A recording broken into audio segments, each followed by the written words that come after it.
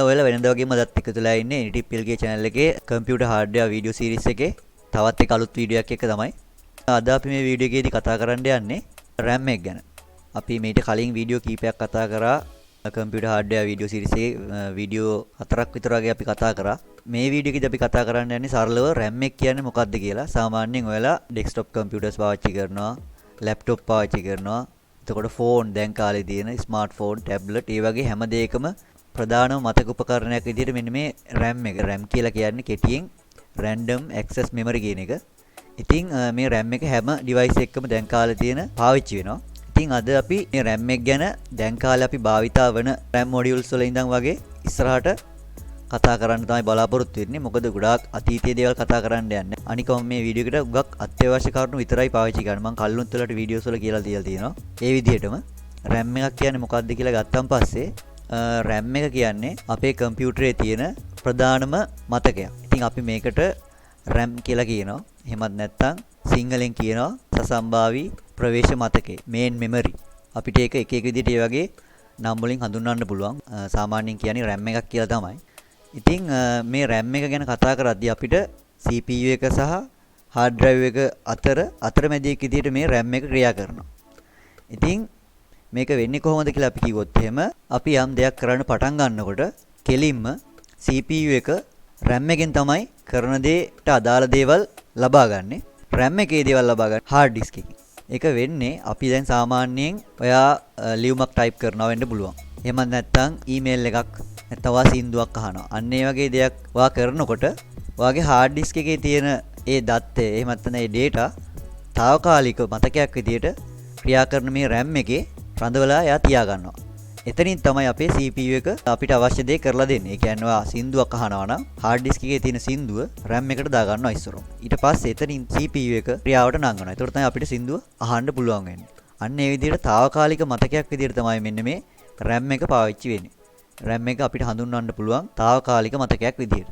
එතකොට ඒකට අපි කියනවා නැෂේ මතකයක් කියලා. volatile මතකයක් කියලා. volatile memory.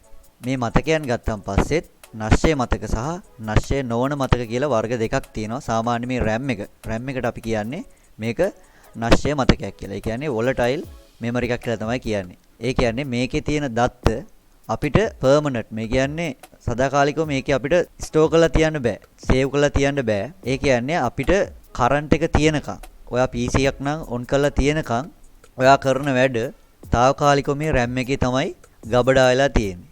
ඔයා ඒක සේව් කරලා උදාහරණයක් විදිහට ඔයා චිත්‍රයක් අඳිනවා නම් ඒ චිත්‍රේ අඳිනකන් ඔයාගේ data සියල්ලම RAM එකේ තමයි තියෙන්නේ. ඊට පස්සේ ඔයා සේව් කරන්නේ. දැකලා ඉතින් මොකක් වෙලාවට අපි සේව් කරනවා. ඒ සේව් කරපුවම පස්සේ වෙන්නේ අර RAM එකේ තියෙන දේවල් ටික අර hard disk එකේ සේව් වෙන එක.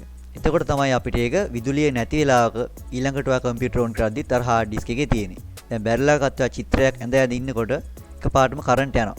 එතකොට ඔයාට බලා ගන්න පුළුවන් ඊළඟට ඒක සේව් වෙලා නැහැ. මොකද අපි ඒක සේව් කරේ නැහැ. ඒ නිසායි අපිට මේ RAM එක తాවකාලික මතකයක් විදිහට හඳුන්වන්න පුළුවන්. ඔයාලට ඒක මම හිතනවා ඒක තේරෙන්න ඇති කියලා. ඉතින් අපිට මේ RAM එකෙන් දත්ත ලිවීමට කියවීමට යන දෙකම අපිට කරගන්න පුළුවන්. data read write ඒ දෙකම කරගන්න පුළුවන්. එතකොට RAM වලට එක එක sizes තියෙනවා. එතකොට මේ RAM එක එක කාලවලදී ආපු speed තියෙනවා. එතකොට ඒ වගේ ආකිටෙක්චර් එක වෙනස් වෙච්ච කාලවල තියෙනවා. ඒ වගේ RAM ගත්තන් පස්සේ විවිධ කාණ්ඩ වලට විවිධ කාලවලදී බෙදිලා තියෙනවා. අපි මේ කාලේ පාවිච්චි කරන RAM වලට අපි DRAM කියලා තමයි කියන්නේ. ඒ කියන්නේ ගතික සසම්භාවී ප්‍රවේශ මතකය කියලා. එහෙමත් නැත්නම් ඒක ඉංග්‍රීසියෙන් මේ DRAM කියලා කියන්නේ dynamic random access memory කියන එක තමයි මේ DRAM කියලා කියන්නේ. ඉතින් මේ DRAM වලත් එක එක කාලවලදී වෙනස්කම් තියෙනවා. අපි hard drive එක ගත්තොත් එහෙම hard drive එක පවතින තාක්කල් ඒක ඇතුලේ අපි දෙයක් සේව් කරොත්, තැම්පත් කරොත් ඒක හැමදාටම තියෙනවා. හැබැයි RAM එකේ එහෙම හැමදාටම තැම්පත් කරලා තියන්න බෑ. කරන්ට් එක තියෙනකන් ඒකේ තියෙන දේවල් තියෙනවා. ඉතින් මේ RAM වල ගත්තන් පස්සෙත් එක එක sizes තියෙනවා. මෙගාබයිට් වලින් ඒ කාලේ තිබ්බා දැන් නම් ගිගාබයිට් වලින්. ඒ වගේ RAM එකේ විවිධ ධාරිතාවයන් තියෙනවා. ඉතින් ඔයාලා වැඩ කරනකොට PC එක නැත්නම් laptop එක වැඩ කරනකොට ඔයාට තේරෙනවා ඇති සමහරක් වෙලාවට ඔයා වැඩ කරගෙන යනකොට ඔයාට හුඟක් දේවල් ස්ලෝ වෙන අවස්ථා එනවා. උදාහරණයක් විදිහට ගත්තොත් එහෙම ඔයා Google Chrome එකෙන් ඉන්ටර්නෙට් භාවිතා කරන අවස්ථාවල් තියෙනවා. එතකොට ඔයා පොඩ්ඩක් කරලා බලන්න මේ කියන එක ඔයාට ඒක හොඳටම තේරෙයි. ඔයා Google Chrome එක on කරලා ඊට පස්සේ ඔයා ගන්න ඔයාගේ ටාස්ක් මැනේජර් එක. ටාස්ක් බාර් එකට රයිට් ක්ලික් කරලා ටාස්ක් මැනේජර් කරගෙන ඒකේ performance කියන ටැබ් එක අරගෙන ඒකේ memory කියන එකට යන්න. ඊට පස්සේ ඔයා බලන්න RAM එක පාවිච්චි වෙන කොටස වලට බලා ගන්න පුළුවන් මේ ටැබ් එකේ. ඊට පස්සේ ඔයා බලන්න Google Chrome එකේ ටැබ් එකින් එක ඕපන් කරලා උඩ ඒ උඩින් එක එක ඕපන් කරනකොට ඔයාගේ RAM එක access කරන data ගන්න එක සෑහෙන්න වැඩි වෙන විදිහට බලා ගන්න පුළුවන් සරලව. හරි අපි දැන් මේකේ තව දේවල් ටිකක් කතා කරන්න අපි ස්ක්‍රීන් එකට යමු. මම හදාගත්ත පොඩි රූප සටහන් ටිකක් Photoshop එකේ. අපි ඒකෙන් පොඩ්ඩක් සරලව පැහැදිලි කරගමු මේ RAM වල තියෙන දේවල් ගැන ටිකක් වැඩි දුර. මම ඔයාලට කිව්වා කලින් අපි දැන් කාලේ පාවිච්චි කරන්නේ ඒවට කියනවා DRAM කියලා. මේ DDR කියන RAM ගත්තාම dual data rate කියන එක තමයි මේ DDR කියලා කෙටියෙන් හඳුන්වන්නේ. ඉතින් මේ dual data rate එකෙත් එක එක වර්ග ඇවිල්ලා තියෙනවා. ඒකෙත් දැන් යන්නේ අලුත්ම version එක විදිහට DDR5. ඉතින් අපි මේ RAM ගැන කතා කරනකොට අපිට මෙන්න මේ විදිහට තමයි RAM එකක් බලා ගන්න පුළුවන් වෙන්නේ. හුඟක් වෙලාවට මේ RAM පෙනුමෙන් සෑහෙන්න එක වගේ. ඒ කියන්නේ හුඟක් වෙලාවට අපිට RAM එකක් බලා ගන්න පුළුවන් එකම size එකකින්. මෙන්න මේ විදිහට අපිට RAM එකක් බලා ගන්න පුළුවන් වෙන්නේ. ඒ කියන්නේ එක එක DDR වර්ග වල RAM නම් මෙතන උදවලට පෙන්වන්න බැරි වුණා. මේ මාල් ළඟ දැනට තියෙන්නේ මේ DDR2 RAM එකක්. මේක මතක හැටියට ඒ කාලේ මම පාවිච්චි කරා Pentium 4 කම්පියුටර් එකේ. රත්තරන් පාටින් ඒකේ පින්ස් බලා ගන්න පුළුවන්. ඊට පස්සේ ඒකේ chip වගේ දේවල් මේ උඩ කළු පාටට අපිට බලා ගන්න පුළුවන්. ඉතින් අපි පොඩ්ඩක් දැන් මේවා ගැන කතා කරමු මේ විදිහට. මම හිතනවා ඔයාලට මේ ස්ක්‍රීන් එක පැහැදිලිව පෙනෙයි කියලා. DDR RAM ගැන කතා කරද්දී DDR1, DDR2, DDR3, DDR4 සහ 5 විදිහට අපිට RAM කාණ්ඩ පහක් බලා ගන්න පුළුවන් අපේ මෑත කාලීන පරිගණකවල පාවිච්චි වෙන. ඉතින් DDR1 නම් දැන් අපිට හුඟක් වෙලාවට බලා ගන්න පුළුවන් කමක් නැහැ. දැන් කාලේ අපිට බලා ගන්න පුළුවන් වෙන්නේ සාමාන්‍යයෙන් DDR2, 3 සහ 4, 5 කියන ඔන්න ඔය කාණ්ඩ හතර තමයි. එකකින් වැඩිම වශයෙන් අපිට බලා ගන්න පුළුවන් වෙන්නේ DDR2 කියන මොඩල් එක. මොකද ඔයාලා පාවිච්චි කරන හුඟක් දෙනෙක් Pentium 4 processor වල ඉඳන් core to do dual core අන්න ඒ වගේ පාවිච්චි කරන PC වල හුඟක් වෙලාවට DDR2 සහ 3 තමයි බලා ගන්න පුළුවන් වෙන්නේ. තාමත් අපිට වෙළඳ පොලේ DDR3 RAM brand new මිලදී ගන්න තියෙනවා. DDR4ත් එහෙමයි අලුතෙන් ආපු. ඒ වගේම දැන් මේ වෙනකොට වෙළඳ පොලට එමින් පවතින DDR5 RAM ගත්තාන් පස්සේ මිල ඉතාමත් අධිකයි. ඔකත් තව ටික කාලයක් යනකොට හරියනවා. ඉතින් එන අලුතෙන් ජෙනරේෂන් එකක් එනකොට ඒකේ මිල කාලයත් එක්ක වැඩි වෙනවා. ඉතින් මේකත් පසු කාලෙනකොට අඩු වෙයි. දැනටත් අඩුවෙන් පවතින විදියක් තමයි පේන්නේ.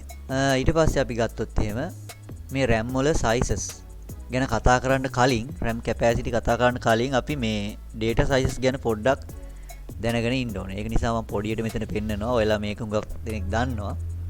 සාමාන්‍යයෙන් දත්ත මයින්කොට හුඟක් වෙලාවට කම්පියුටර් වලදී හැම දෙයකදීම මේ data sizes ගැන පොඩ්ඩක් දැනගෙන ඉන්න ඕනේ. ඉතින් මම මෙතනින්දී පොඩියට ඔයාලට පැහැදිලි කරන්නම්. ඔයාලා මේ වෙනකොටත් මේක හුඟක් දෙනෙක් දන්නවා. ඒකට නොදන්න අයත් ඇති නිසා මම මේක මුලින් ඉඳන් කරන්න නිසාත් මේක පුලින් පොඩ්ඩක් පැහැදිලි කරන්න. ඉතින් ඔයාලට ඇහිලා ඇති මෙගාබයිට්, ගිගාබයිට්, ටෙරාබයිට් අන්න ඒ වගේ කිලෝබයිට් ඒ වගේ ගොඩ දේවල් ඇහිලා ඇති. අපි ඒක නිසා පොඩ්ඩක් මේක ගැන දැනගෙන ඉන්න එක හොඳයි. ඉතින් මුලින්ම ගත්තොත් මම මෙතනින් තව උඩට තියෙනවා. ඒ වගේම යටටත් තියෙනවා. ඒ කියන්නේ මේ කිලෝබයිට්ස් වලින් තමයි පටන් ගන්න. ඊට යට තව තියෙනවා. ඒක සාමාන්‍යයෙන් මෙතනට මම අදාළ කරගන්නේ නැහැ. සරලව මේක යන හින්දා අපිට දැන් කාලේ පාවිච්චි වෙන දේවල් විතරයි මම මෙතනදී යූස් කරන්නේ. කිලෝබයිට් 1024ක් ගත්තොත් අපිට මෙගාබයිට් එකක් විදිහට හඳුන්වන්න පුළුවන්. ඊට පස්සේ ඔයාලා දැකලා ඇති හුඟක් වෙලාවට අපි සින්දුවක් වගේ පොඩි ෆොටෝ එකක් වගේ හුඟක් වෙලාවට මෙගාබයිට් වලින් තමයි තියෙන්නේ. ඊට පස්සේ මෙගාබයිට් 1024ක් අපි ගිගාබයිට් එකක් විදිහට හඳුන්වනවා.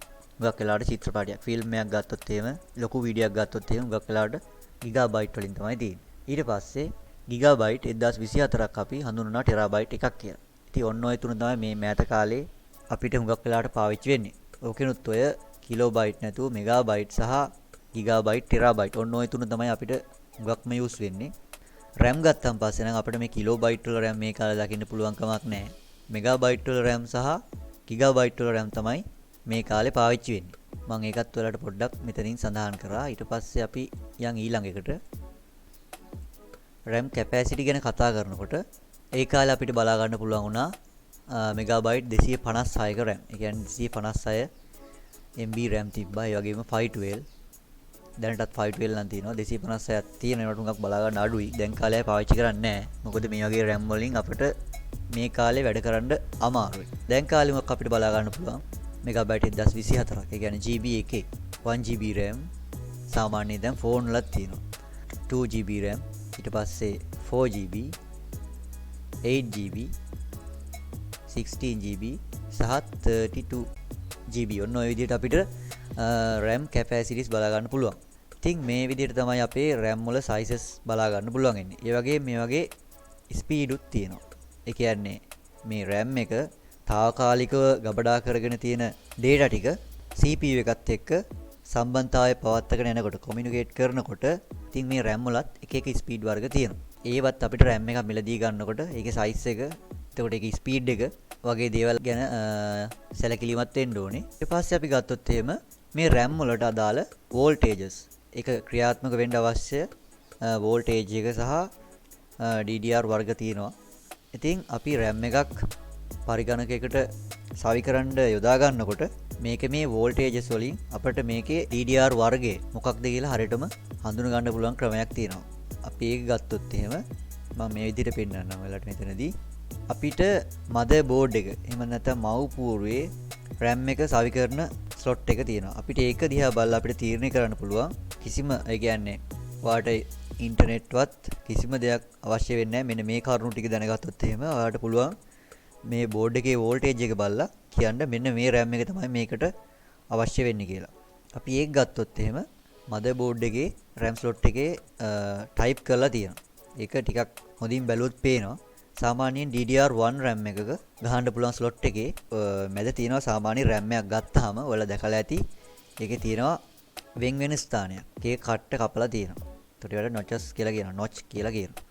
ඉතින් ඒ notch එකේ සයි වෙන තැන motherboard එකේ voltage එක සඳහන් කරලා තියෙනවා. DDR1 RAM එක නම් 2.5ක් විදියට සඳහන් කරලා තියෙනවා. සාමාන්‍යයෙන් අපිට දැන් DDR1 RAM බලා ගන්න පුළුවන් කමක් නැහැ. හුඟක් වෙලාවට ඒවා පාවිච්චි කරන්නේ නැහැ කට්ටිය. ඊට පස්සේ ඔයාලා ගත්තොත් එහෙම DDR2 RAM එකක් වගේ motherboard එකට සවි කරන්න පුළුවන් නම් ඔයාගේ motherboard එකේ මම ඔයාලට මෙතනදී පොඩි පින්තූරයක් පෙන්නන්නම් වීඩියෝ එකේ ඉස්සරහට RAM එක සවි කරන ස්ථානේ 1.8යි. මෙන්න මේ විදිහට 1.8 volt අන්න ඒ වගේ සඳහන් වෙනවා. එතකොට DDR3 RAM එකක් සවි කරන්න පුළුවන් නම් මේ motherboard එකේ RAM slot එක අපිට type කරලා තියෙනවා print කරලා තියෙනවා මෙන්න මේ විදිහට 1.5 volt විදිහට. ඊට පස්සේ DDR4 මෑත කාලේ DDR4 RAM එකක් නම් මෙන්න මේ විදිහට 1.2 එන විදිහට ටික ටික අඩු වෙන බවක් තමයි අපිට පේන්නේ. ඊට පස්සේ DDR5 දැන් අලුතෙන්ම වෙලා තියෙන එක 1.1 volt විදිහට තමයි යන්නේ. එතකොට ඔයාලට මෙතනින් පේනවා මේ DDR1 වලින් ඉඳන් 5 වල දක්වා ආපුවාම මේ වගේ තියෙන ස්පීඩ් එක සෑහෙන්න වැඩි වෙලා තියෙනවා. වේගය ගැන ලොකුට මම මේ වීඩියෝ එක සඳහන් කරන්න යන්නේ නැහැ. මේ RAM එක ගැන කෙටි හඳුන්වා දීමක් යන හින්දා එතකොට ඔයාලට පේනවා මේ වගේ ස්පීඩ් එකත් ඒ විදිහට වෙනස් වෙනවා. ස්පීඩ් එක වැඩි DDR1 ඉඳන් 5 දක්වා ගත්තන් පස්සේ ලොකු ස්පීඩ් එකක් අපිට බලා ගන්න පුළුවන්.